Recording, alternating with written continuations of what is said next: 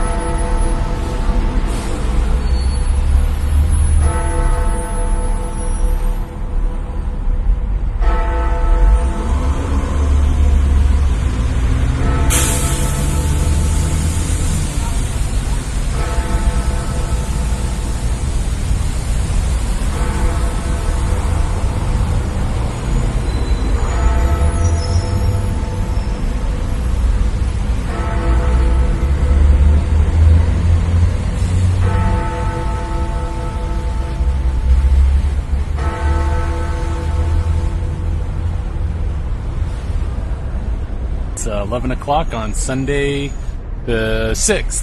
Of August. Yep, and that was Big Ben in Clock Tower. And we're sitting in the middle of Parliament Square watching all the tourists and traffic go by. Wow. Yeah. And boy, are there some tourists. I think it's cool, but there's a lot of them. The volume of tourists is amazing. I guess that's the peak of summer and the world destination combined to be a perfect storm. Yeah. We were not the only ones who had this idea, as another original tour bus streams by here. And really the breadth of nationalities has just been amazing. Yeah. I mean, I think overall probably the most predominant language I hear is German, but I've heard everything. Yeah. And it's really been amazing. Yep. It's been kind of cloudy and cool for most of the week, but yesterday and today it's started to be warmer and a lot more humid. It's in the mid-80s. Yeah, very muggy. Yeah. Wreaking havoc with my frizzy hair. I'm not used to this. Oh, and mine too. Yeah, I can't do a thing with it. Yeah, I noticed that. So anyway, we're just kind of taking it a little easier today after a week of some pretty decent activities. Pretty much non-stop sightseeing, a lot of which has been on foot, though a judicious use of buses and that kind of thing. Yep. But we're bumming around today. We've actually been to Westminster our last trip, so we don't feel compelled or obliged to stand in the lines, but just stand aside and take interesting pictures of things that strike our fancy and people watch, which has just been, I think, one of the unexpected highlights so far. Definitely. And I think what we're going to do now is wander around the area here near Westminster and Parliament a little bit more, and we'll probably continue to talk a little bit once we get down into a more quiet area. Yeah. Possibly back down into our neighborhood of Pimlico. So, yeah. Anyway, that's all for right now, and we'll move on to another neighborhood. In search of a cup of coffee.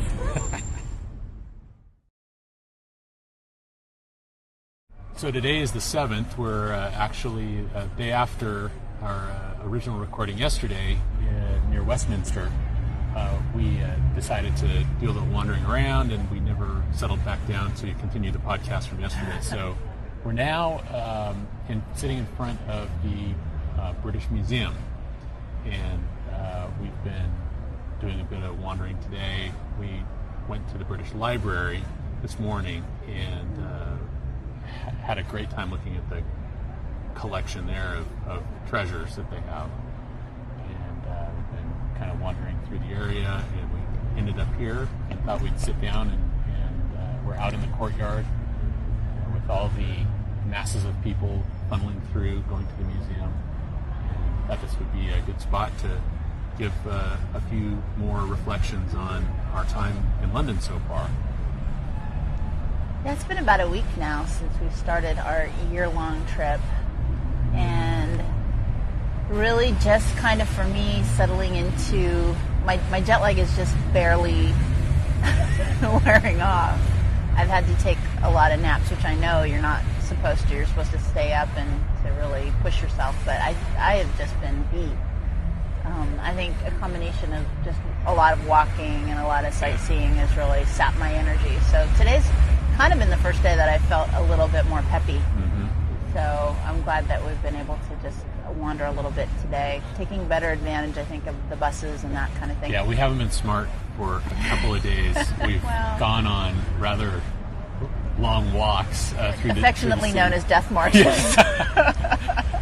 Which are great, Yeah. but you lose track of time and Yeah. space when you're just kind of, ooh, look at this. Oh, let's go look at that. And it's like, hey, after 3 or 4 hours of just flat out walking, Yeah, you're you kind do of lose tired. track of time, yeah.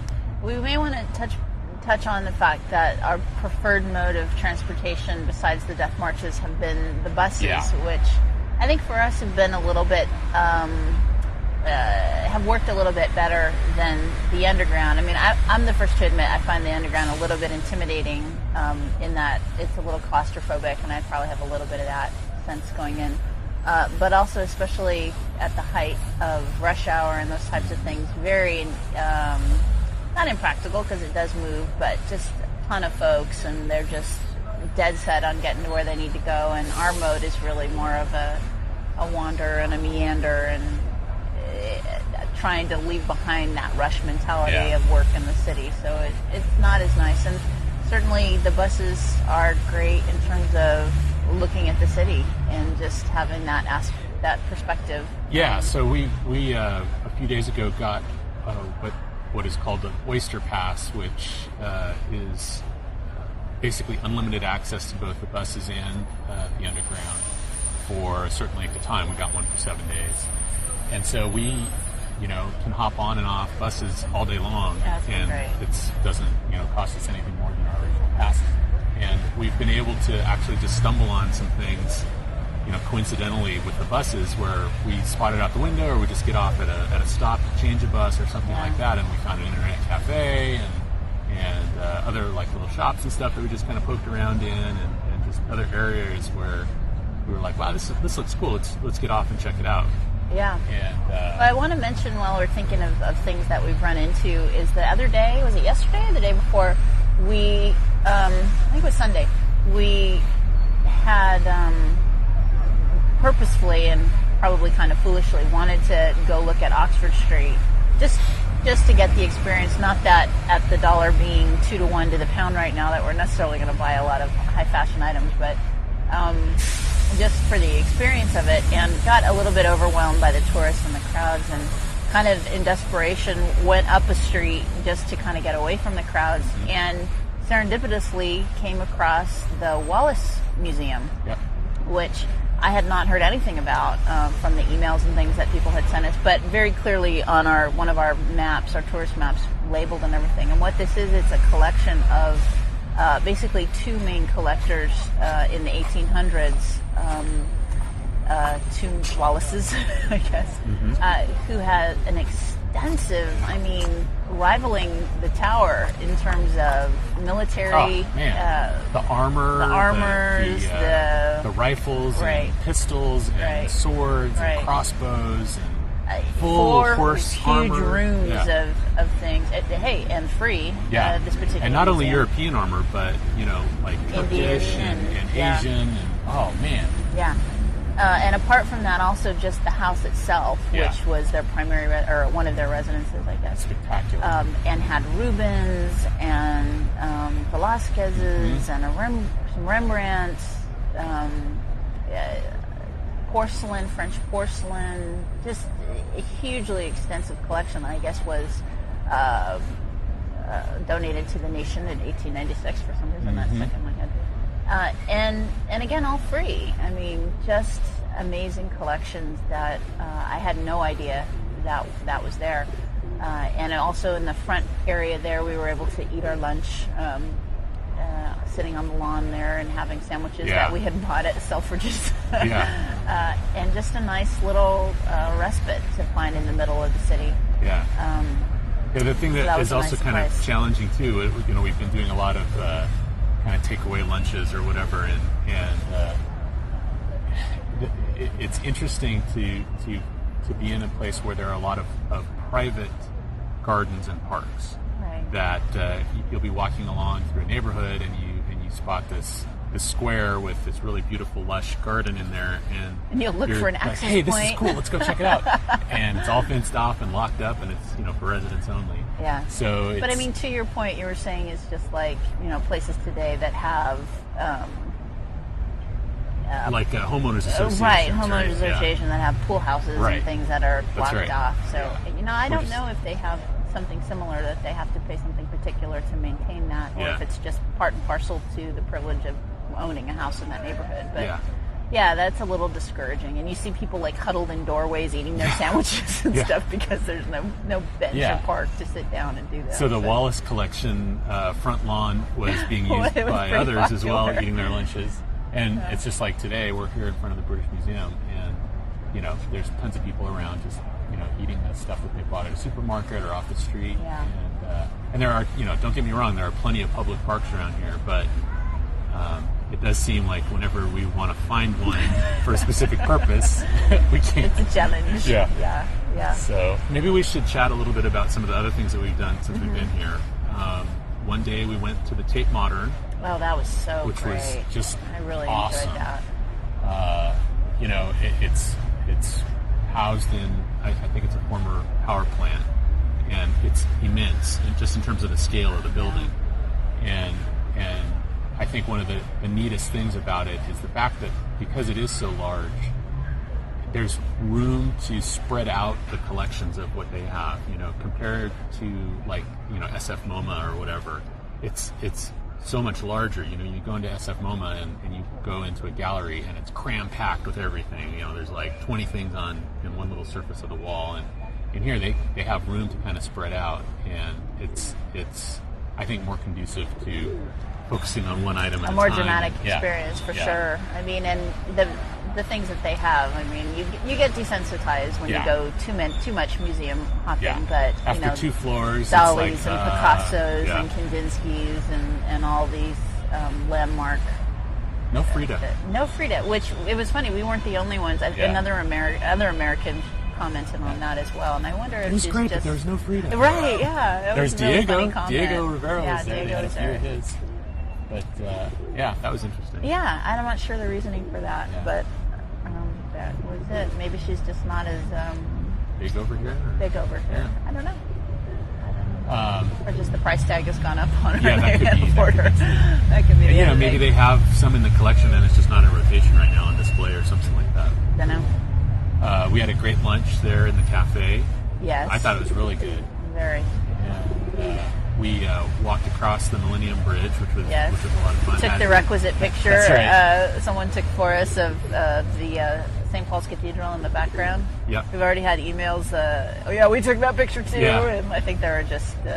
You got to take it. Right. I mean, there are just so landmark touristy shots that you just have to get. Yeah. We certainly have gotten them. And we also went through St. Paul's, which we missed the last time we were here. Yeah, we missed that the last time, so we were sure to do it now, and it was great. The scale again is just, the dome is huge. Yeah. And it was great. There were a lot of tourists going through as well. Yeah. Again, beautiful. I mean, we've touched on the fact that I think we're here at the height of tourist season, which for a couple of people who really don't like crowds was probably not. I mean, we had to start somewhere though. Yeah, I mean, I think anywhere in Europe was going to be pretty packed. That's right. But it's been a challenge to move around and find quiet spots. But I like the tourists in our neighborhood. We're staying in Pimlico, and it's just it's thinner. It's not cram packed like it is when you go to the major tourist attractions. I like walking around and hearing languages from all over the world, literally. But like anywhere, even if you're at home and you want to go Yeah. A the major earlier attraction. the better. Yep. The earlier you get out, the better it is. Yep. And what a treat to find so many places that are free. Yeah, no kidding. I mean, the British Museum, which again we've done before, so we chose not to to kind of go into today. But the Tate British was Library, free. the Tate.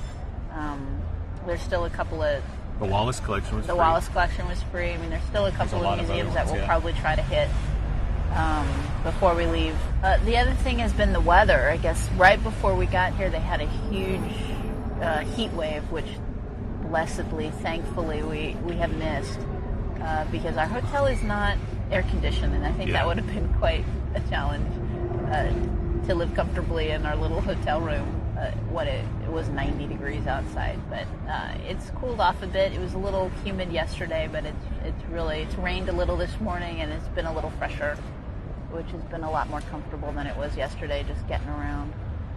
Yeah, it's a nice break. But I think it's interesting. We're still, for me anyway, I think you've adapted a little bit better. For me, it's still the art of getting my mind around the fact that I don't have to go to work next week, or that we're not leaving next week or in a few days, and to get back into our regular routine. There is definitely an art to traveling long term. Yep. And I need to kind of wind down my internal clock and my internal mechanism to step back and enjoy that. Yep.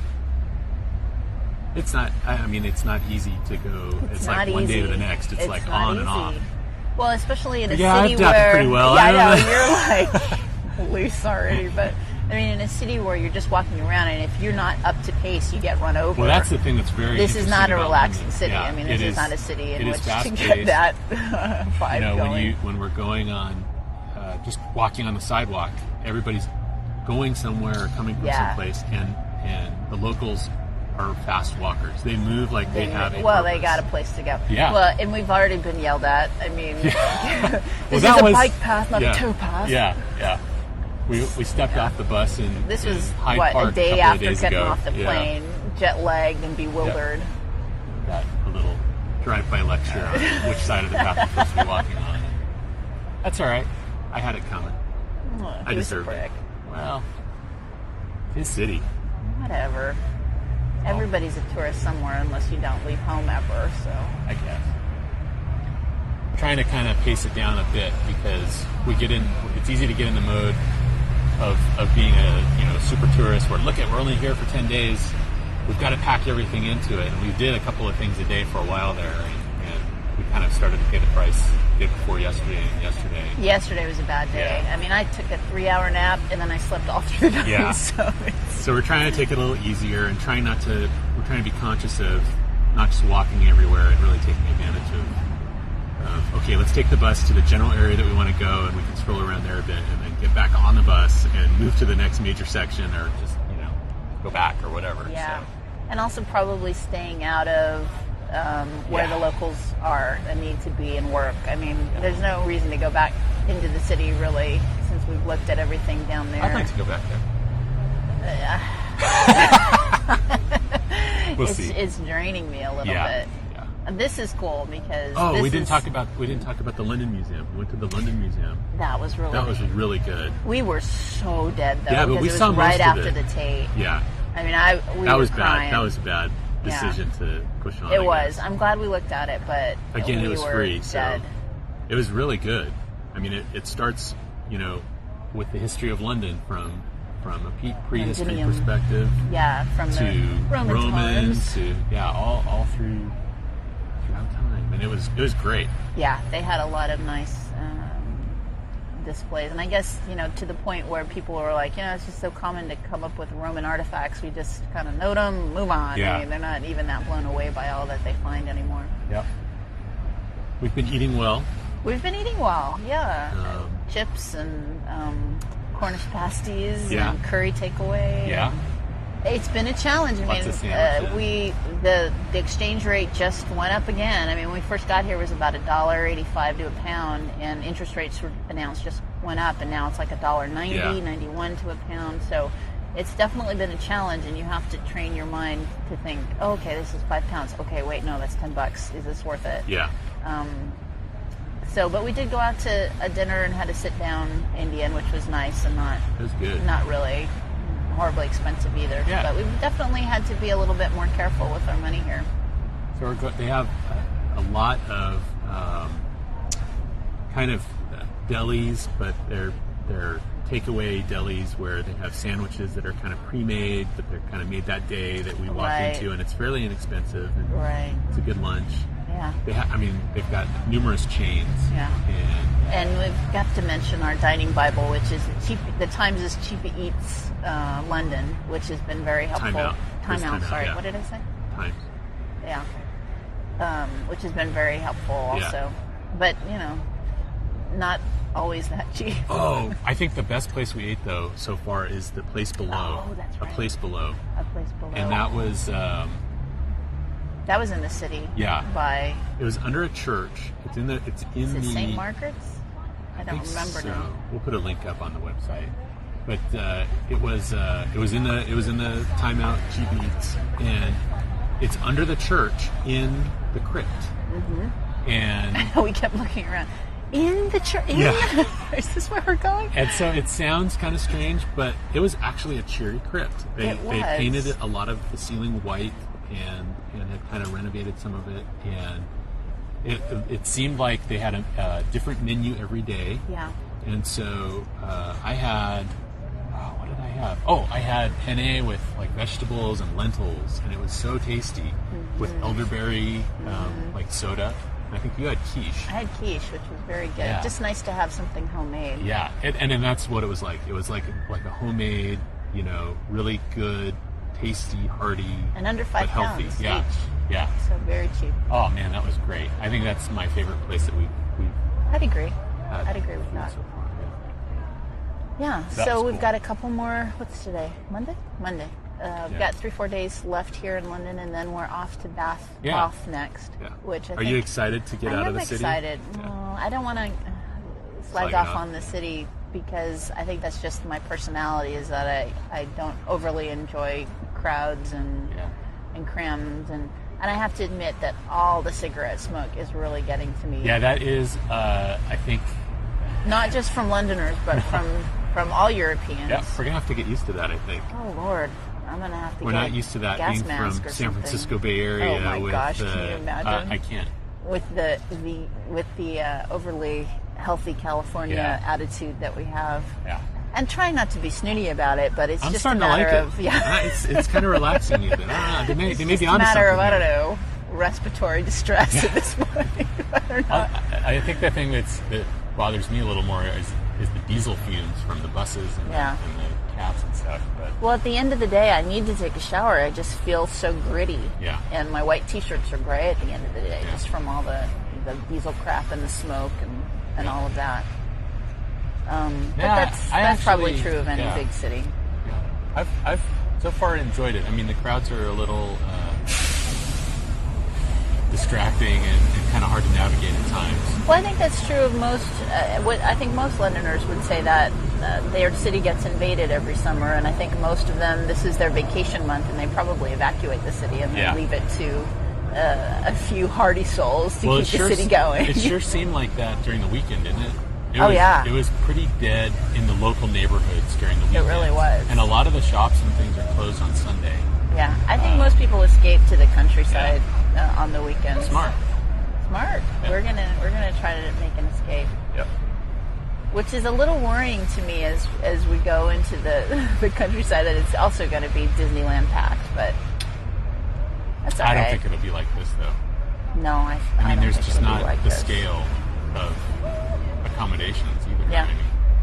Well, it's interesting too that we've consciously stayed away from a lot of the things that we did the first time around. I mean, like we haven't gone to one of these fancy hotels and paid for an afternoon tea or that type of thing. We'll probably save waiting that for for the the countryside, to do that.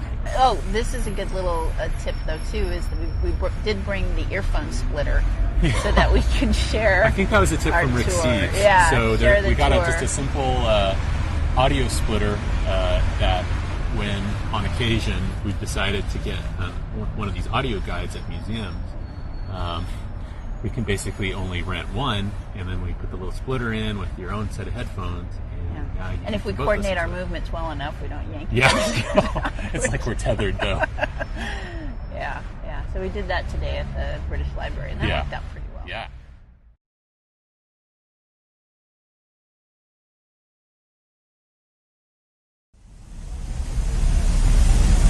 It's Tuesday, August 8th, and where are we? We are in Trafalgar Square. And we're overlooking the beautiful fountains and Nelson's Column. Excuse me. And we're in front of the National Gallery, and we're getting ready to go in Yeah. and check it out. Yes. I wanted to give a little bit of commentary on and some reflections on something kind of near and dear to my heart from a technological perspective, how I'm finding things in London. And first of all, the amount of iPods that I see around is incredible. I mean, I thought that there were a lot of people wearing iPods walking around San Francisco. No, nothing like here. I mean, Yeah, it really everybody is. has an iPod on. They're just walking around. They're on the bus. They're waiting for things in line. iPods are everywhere, and I guess that is a testament to the fact that everybody kind of is walking around in their own bubble, getting to and from work and I wherever think they're that's going. true, and it specificely tailors itself and lends itself to the personality of the city, I think. Yeah.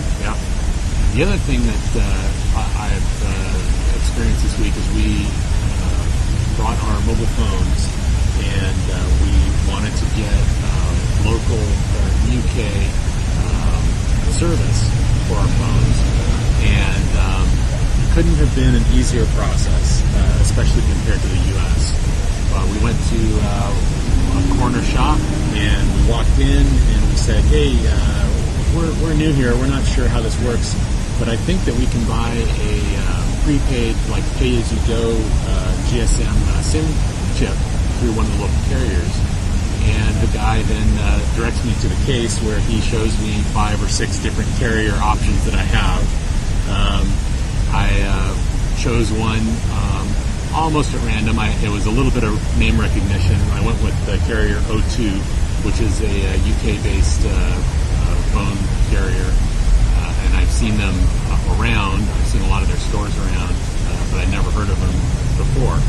So I just picked them. I bought the SIM chip. I bought a voucher for £10 worth of airtime. They printed a little code on a receipt. I stuck the chip in my cell phone and dialed a special number that was free and entered in my voucher code. And within 2 minutes, I was on. And I got an SMS message saying, "Hey, thanks for activating your phone with O2. You've got £10 worth of airtime." And they make it very easy to add additional minutes. You can dial that same number and use your credit card. They also give you a little card that's called a top-up card. You can go to any corner shop or supermarket or even ATM and stick that card in and or show them that card and top up your phone time. And by the way, this was all anonymous. I didn't have to give my name or any information to anybody for this. So it just amazes me. And this is just one carrier out of probably 5 or 6 I could have chosen. It's easy to add services. It's like an a la carte menu. We can add international dialing capability very easily with just an activation code. You can add all sorts of other neat features and add-ons, or you don't have to, which is really nice compared to the way the carriers really treat you as a customer in the United States. It's like night and day. Well, it's getting to be opening time, I think, at the National Gallery. So we're going to go in and check it out. And the next time you hear from us, we'll be in Bath or somewhere else in the English countryside after having some exciting times here in London. There you go. So for now, this is Scott. Cheerio. Bye-bye.